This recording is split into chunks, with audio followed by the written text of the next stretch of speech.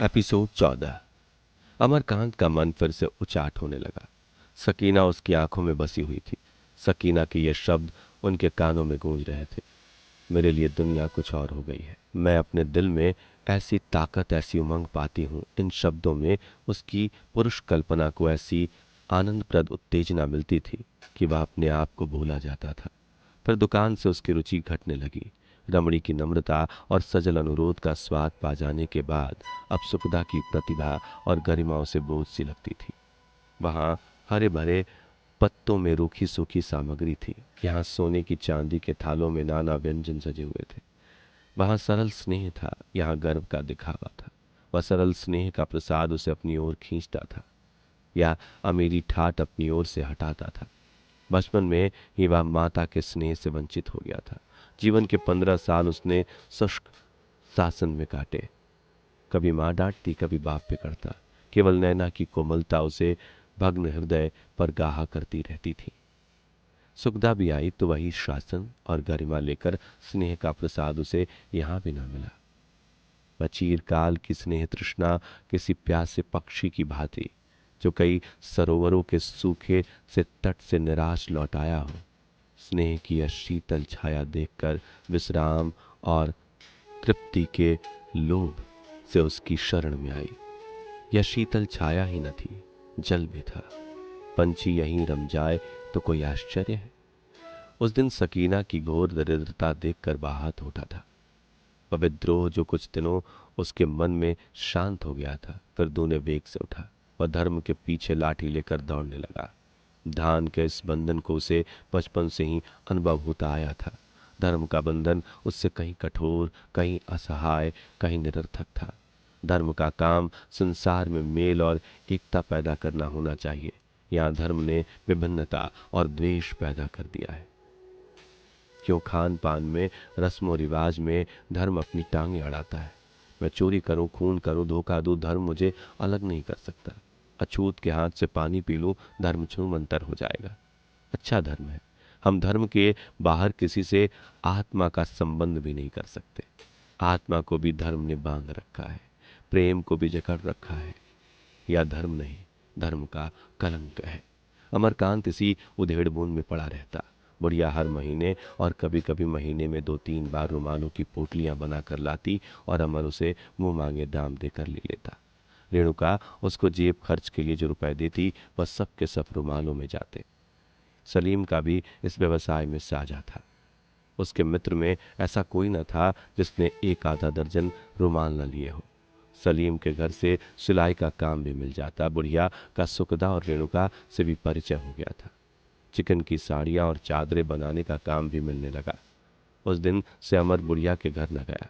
कई बार वह मजबूत इरादा करके चला पर आधे रास्ते से लौट आया। विद्यालय में एक बार धर्म पर विवाद हुआ। अमर ने उस अवसर पर जो भाषण किया उसने सारे शहर में धूम मचा दी।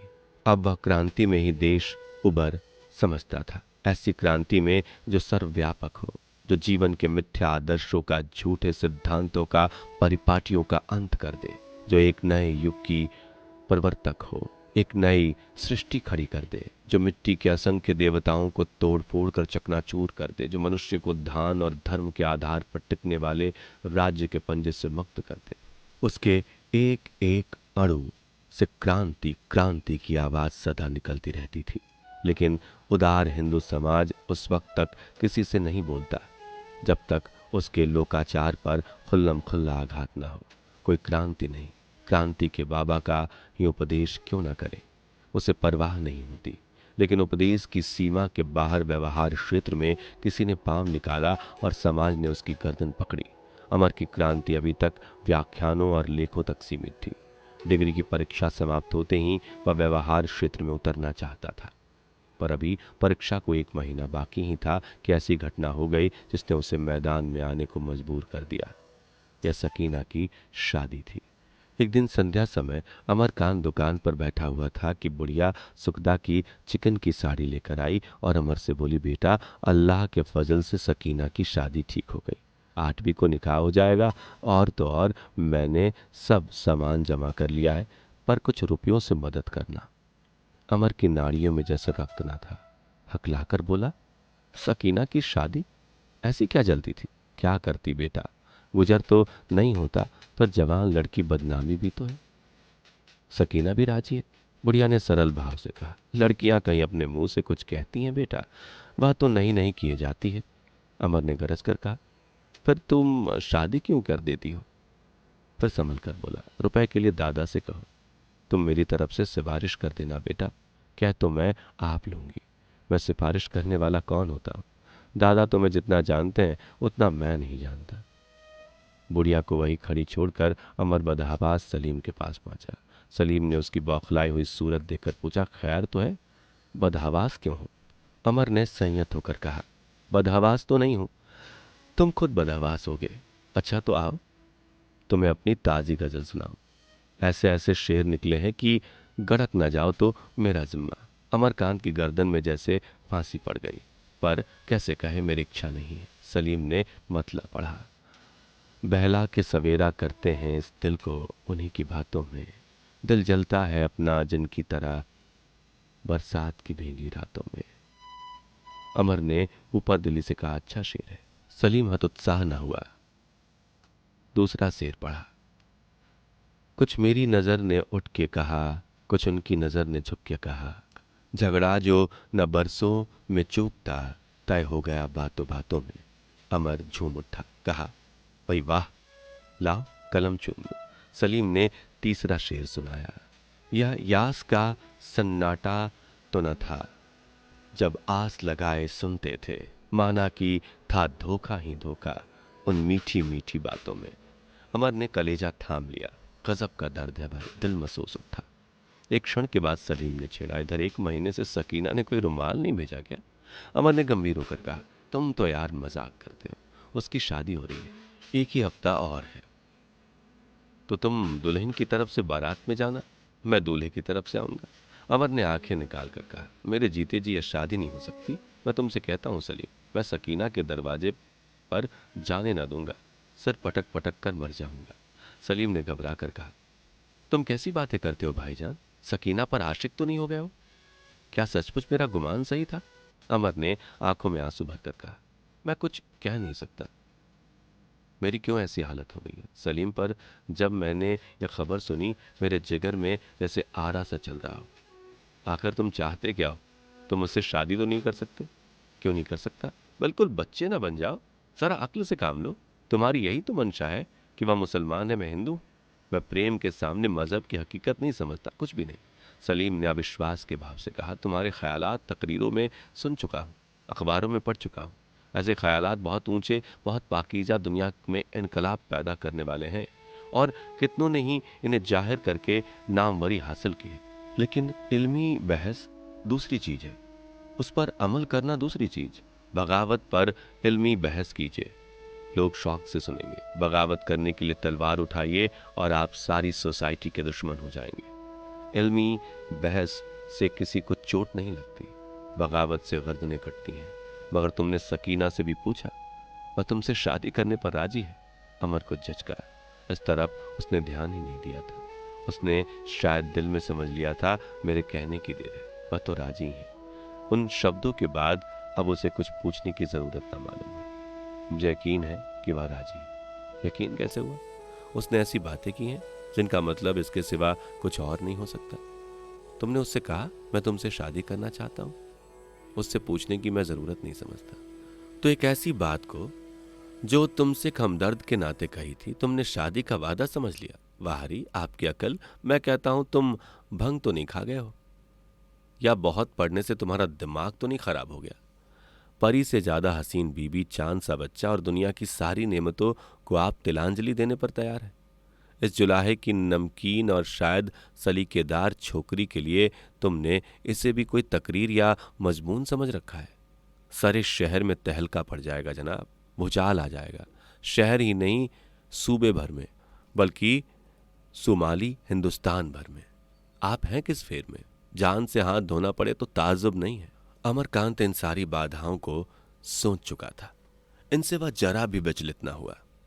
और अगर इसके लिए समाज उसे दंड देता है तो उसे परवाह नहीं, वह अपने हक के लिए मर जाना इससे कहीं अच्छा समझता है। कि उसे छोड़कर कायरो की जिंदगी काटे। समाज उसकी जिंदगी को तबाह करने का कोई हक नहीं रखता। बोला, मैं यह सब जानता हूं सलीम, लेकिन मैं अपनी आत्मा को समाज का गुलाम नहीं बनाना चाहता। नतीजा जो कुछ भी हो उसके लिए मैं तैयार हूं। यह मामला मेरे और सकीना के दरमियान है। सोसाइटी को हमारे बीच में दखल देने का कोई हक नहीं है।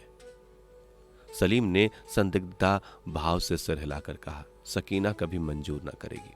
अगर उसे तुमसे मोहब्बत है, हाँ, अगर वह तुम्हारी मोहब्बत का तमाशा देखना चाहती है तो शायद मंजूर कर ले।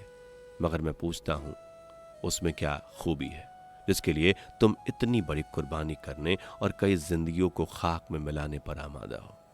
अमर को यह बात अप्रिय लगी। मुंह सिकोड़कर बोला, मैं कोई कुर्बानी नहीं कर रहा हूं और ना किसी की जिंदगी को खाक में मिला रहा हूं। मैं सिर्फ उस रास्ते जा रहा हूं जिधर मेरी आत्मा मुझे ले जा रही है। मैं किसी रिश्ते या दौलत को अपनी आत्मा के गले की जंजीर नहीं बना सकता। मैं उन आदमियों में नहीं हूं जो जिंदगी की जंजीर को ही जिंदगी समझते हैं। मैं जिंदगी की आरजुओं को जिंदगी समझता हूं।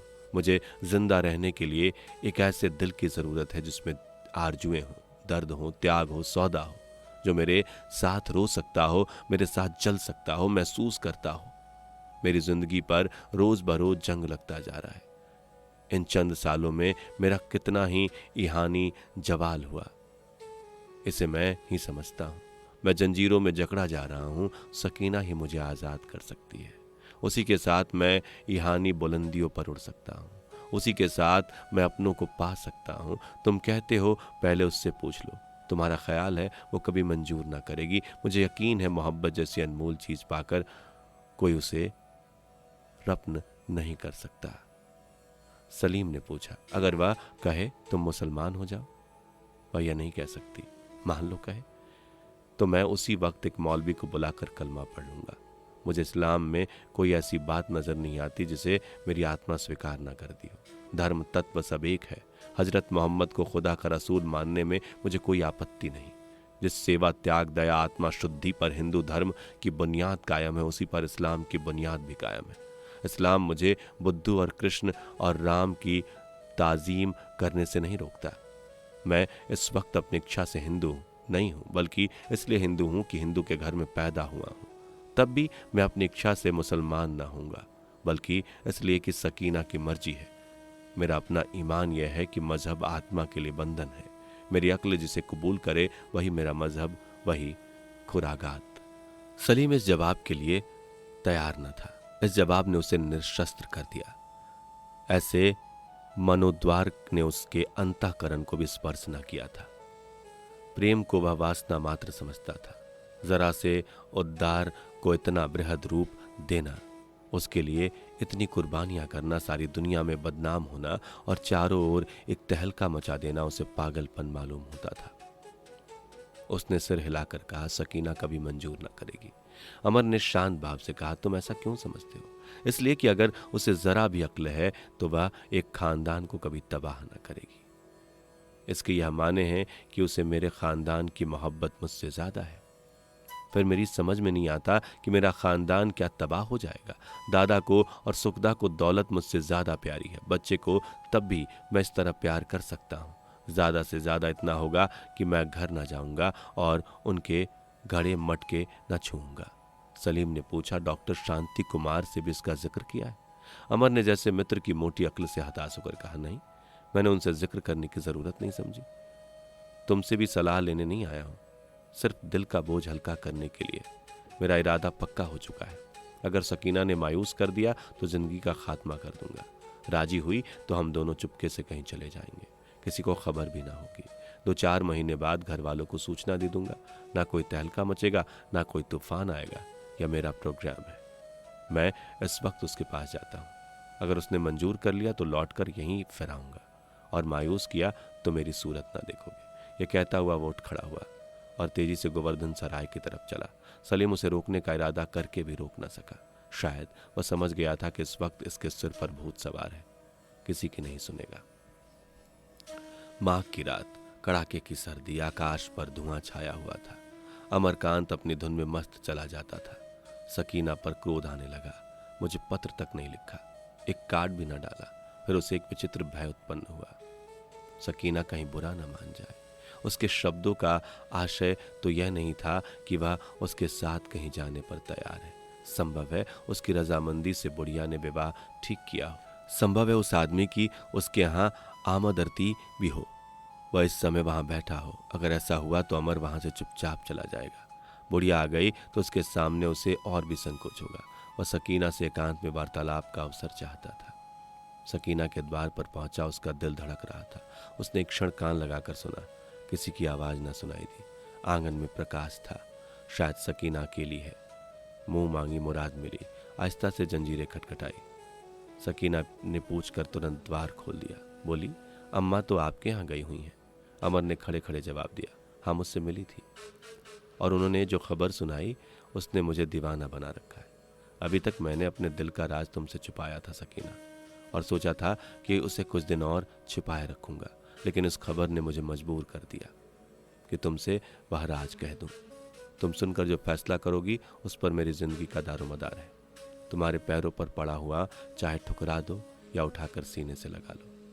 कह नहीं सकता यह आग मेरे दिल में क्यों कर लगी, लेकिन जिस दिन तुम्हें पहली बार देखा उसी दिन से ऐसी चिंगारी सी अंदर बैठ गई और अब वह एक शोला बन गई है, और अगर उसे जल्द बुझाया न गया तो मुझे जलाकर खाक कर देगी।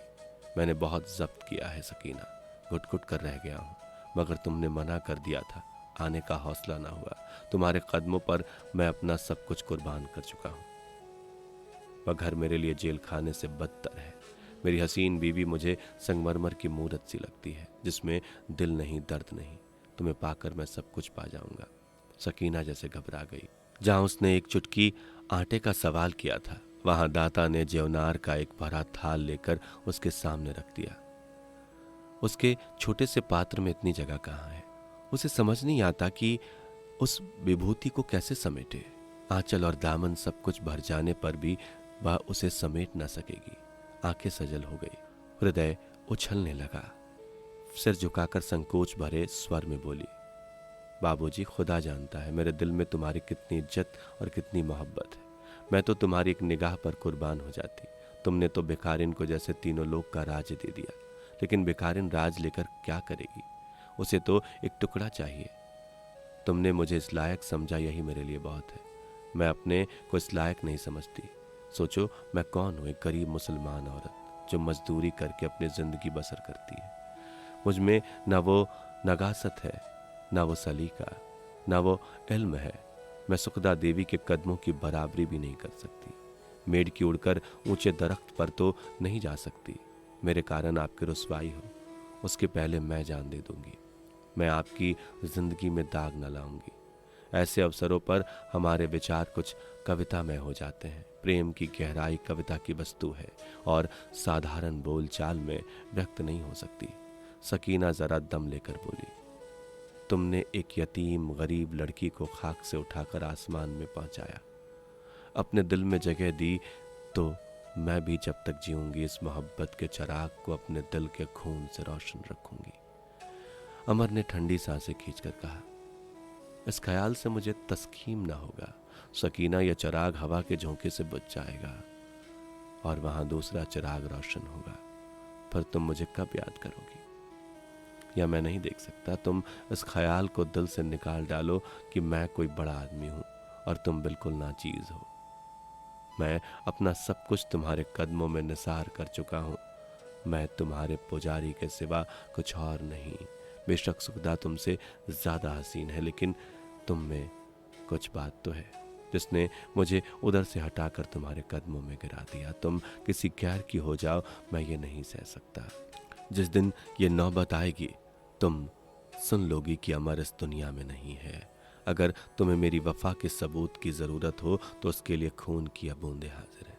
ये कहते हुए उसने जेब से छुरी निकाल ली। सकीना ने झपटकर छुरी उसके हाथ से छीन ली और मीठी झिड़की के साथ बोली, सबूत की जरूरत उन्हें होती है जिन्हें यकीन ना हो, जो कुछ बदले में चाहते हो। मैं तो सिर्फ तुम्हारी पूजा करना चाहती हूँ। देवता मुंह से कुछ नहीं बोलता, तो क्या पुजारी के लिए दिल में उसकी भक्ति कुछ कम होती है? मोहब्बत खुद अपना इनाम है। नहीं जानते जिंदगी किस तरफ जाएगी, लेकिन जो कुछ भी हो, जिस्म चाहे किसी का हो जाए, यह दिल हमेशा तुम्हारा रहेगा। इस मोहब्बत की गरज से पाक रखना चाहती हूँ। सिर्फ यही यकीन कि मैं तुम्हारी हूँ मेरे लिए काफ़ी है। मैं तुमसे सच कहती हूँ प्यारे, इस यकीन ने मेरे दिल को इतना मजबूत कर दिया है कि वह बड़ी से बड़ी मुसीबत भी हंसकर झेल सकता है। मैंने तुम्हें यहाँ आने से रोका था, तुम्हारी बदनामी के सिवा मुझे अपनी बदनामी का भी खौफ था, पर अब मुझे ज़रा भी खौफ नहीं है। मैं अपनी ही तरह से बेफिक्र नहीं हूँ, तुम्हारी तरफ से भी बेफिक्र हूँ। मेरी जान रहते कोई तुम्हारा बाल भी बांका नहीं कर सकता। अमर की इच्छा हुई कि सकीना को गले लगाकर प्रेम से छक जाए, पर सकीना के ऊंचे प्रेम आदर्श ने उसे शांत कर दिया। बोला, लेकिन तुम्हारी शादी तो होने जा रही है। अब मैं इनकार कर दूंगी, बुढ़िया मान जाएगी। मैं कह दूंगी अगर तुमने मेरी शादी का नाम लिया तो मैं जहर खा लूंगी। क्यों ना इसी वक्त हम और तुम कहीं चले जाए। नहीं, वह जाहिरी मोहब्बत है। असली मोहब्बत वह है जिसकी जुदाई में विसाल है, जहां जुदाई है ही नहीं, जो अपने प्यारे से 1000 कोस पर होकर भी अपने को उसके गले में मिला हुआ देखती है। सहसा पठानिन ने दरवाजा खोला। अमर ने बात बनाई, मैं तो समझा था तुम कब की आ गई हो, बीच में कहाँ रह गई। बुढ़िया ने खट्टे मन से कहा, तुमने तो आज ऐसा रूखा जवाब दिया भैया कि मैं रो पड़ी। तुम्हारा ही तो मुझे भरोसा था और तुम ही ने मुझे ऐसा जवाब दिया, पर अल्लाह का फजल है, बहू जी ने मुझसे वादा किया कि जितने रुपए चाहे ले जाना। वहीं देर हो गई। तुम मुझसे किसी बात पर नाराज तो नहीं हो बेटा? अमर ने उसकी दिलजोई की। नहीं अम्मा, आपसे भला क्या नाराज होता। उस वक्त दादा से एक बात पर झकझक हो गई थी, उसी का खुमार था। बाद में खुद शर्मिंदा हुआ, तुमसे मुआफ़ी मांगने दौड़ा। सारी खता मुआफ़ करती हो? बुढ़िया रोकर बोली, बेटा तुम्हारे टुकड़े पर तो जिंदगी कटी, तुमसे नाराज होकर खुदा को क्या मुंह दिखाऊंगी। इस खाल से तुम्हारे पांव की जूतियां बने तो भी दरेग न करो। बस मुझे तस्कीन हो गई अम्मा, इसलिए आया था। अमर द्वार पर पहुंचा तो सकीना ने द्वार बंद करते हुए कहा, कल जरूर आना। अमर पर एक गैलन का नशा चढ़ गया। जरूर आऊंगा, मैं तुम्हारी राह देखती रहूंगी। कोई चीज तुम्हारी नजर करूं तो नाराज तो ना होगी। दिल से बढ़कर कोई भी नजर नहीं हो सकती। नजर के साथ कुछ शरीनी होनी जरूरी है। तुम तो कुछ दो, बस इन आंखों पर। अमर इस तरह करता हुआ जा रहा था कि गोया दुनिया की बादशाही पा गया है। सकीना ने द्वार बंद करके दादी से कहा, तुम नाहक दौड़ धूप कर रही हो अम्मा, मैं शादी नहीं करूंगी। तो क्यों, यूं ही बैठी रहोगी? हाँ, जब तक मेरी मर्जी होगी तब कर लूंगी। तो क्या मैं हमेशा बैठी रहूंगी? हाँ, जब तक मेरी शादी नहीं हो जाएगी आप बैठी रहेंगी। हंसी मत कर, मैं सब इंतजाम कर चुकी हूँ। नहीं अम्मा, मैं शादी नहीं करूंगी। मुझे दिक करोगी तो जहर खा लूंगी। शादी के ख्याल से मेरी ई फना हो जाती है। तुम्हें क्या हो गया है सकीना? मैं शादी नहीं करना चाहती, बस जब तक कोई ऐसा आदमी ना हो जिसके साथ मुझे आराम से जिंदगी बसर होने का इत्मीनान हो। मैं यह दर्द सर नहीं लेना चाहती। तुम मुझे ऐसे घर में डालने जा रही हो जहां मेरी जिंदगी तल्ख हो जाए। शादी की मनसा यह नहीं है कि आदमी रो रो कर दिन काटे। पठानिन ने अंगीठी के सामने बैठकर सिर पर हाथ रख लिया। सोचने लगी, लड़की कितनी बेशर्म है। सकीना बाजरे की रोटियां मसूर की दाल के साथ खाकर टूटी खाट पर लेटी और पुराने गटे हुए लिहाफ में सर्दी के मारे पांव सिकोड़ लिए, पर उसका हृदय आनंद से परिपूर्ण था। आज उसे जो विभूति मिली थी, उसके सामने संसार की संपदा तक्ष थी, नगण्य थी।